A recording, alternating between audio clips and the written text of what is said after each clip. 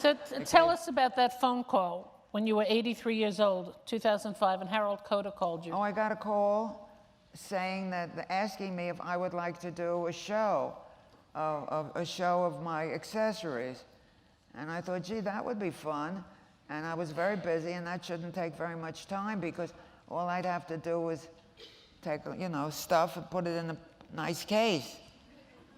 So I said okay, and and then I didn't hear anything from anybody because a lot of things were going on. And then all of a sudden I got a telephone call, and Harold Coda said he wanted to come to see me. Harold was the head honcho. The curator. He's such a shame he retired. Mm-hmm. Anyway, he said he was rethinking the project, and to show accessories out of context didn't make much sense to him. He thought the public would be much more interested in seeing what you could do with accessories. Could I possibly spare maybe 5 outfits? He would choose them to be curatorially correct, and I could dress them any way I chose, either the way I had worn them, I could accessorize them with what if I could with what they went with originally, or all new things, or any kind of combination I wanted. So I said, oh, that sounded like fun. I didn't know what was going to happen. And I said, well, what would you like? And he said, well, I don't know. What have you got? So I said, well, do you want to have a look? That opened the Pandora's box. Mm-hmm. They opened every closet, every armoire, every chest of drawers, every box. They even looked under the bed. And they kept oohing and ahhing, and I'm kind of cuckoo. Sometimes I go on a shopping toot and I buy things and I stick them in the closet and I forget about them. And we found something I bought 35 years ago with the ticket still on. Anyway, they and they kept taking this and taking that, and they said, could they come back tomorrow? And they kept coming back. They came back like for a week, and we finally had to go out and buy 10 pipe racks. And we had to push all the furniture in the apartment to the side and clear off all the tables. And they were piling things up, and they couldn't decide what they wanted. And being that they were so close, it wasn't a hardship for them to send a truck every day and they hauled away eventually about 300 outfits. From 5 outfits, it went to 300.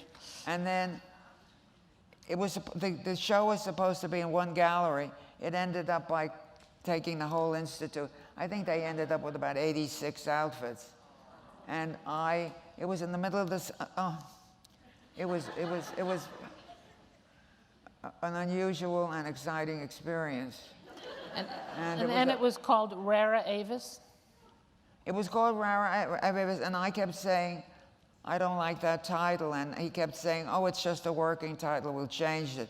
They never changed it. It means rare bird in Latin. And some of my very intelligent friends would call me up and ask me what it meant. They said they looked it up in the dictionary and they couldn't find it. And I said, of course you couldn't. Anyhow, it started because Richard Martin, mm-hmm. who was a co-curator with before he passed on, used to call me the rare bird. Mm-hmm. And then they translated it into Latin, and so that stuck. So how did that feel, having an exhibition of all your things at the Metropolitan Museum? Oh, it felt pretty swell. I liked it.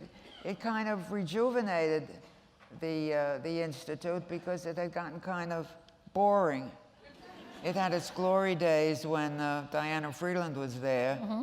She did spectacular shows. The curators went crazy with her because she had no scholarship at all and didn't care, and they'd go nuts. But the shows were really wonderful. And so we brought back a little bit of that pizzazz, and the fashion students started to come back, and every morning they'd be lying all over the floor. You couldn't walk, sketching. And everybody who was anybody came, thanks to Bill Cunningham, was just wonderful. He was very upset because they never invited him to the opening. Oh.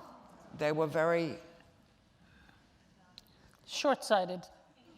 Well, not only that, they were very nervous because the show before, the Chanel, no, was it the Chanel? I don't. The Lagerfeld. It was a Chanel show. Okay. Was such a disaster. The Times panned it in 4 different articles, even on the editorial page. And they were very nervous because they were breaking a glass ceiling and letting me do a show.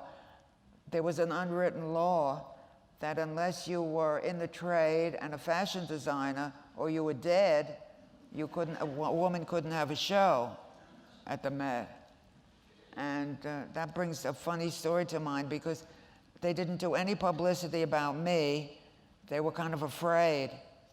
And one day, my nephew said to me, he was at he'd go often with his friends, and he would listen to what people had to say.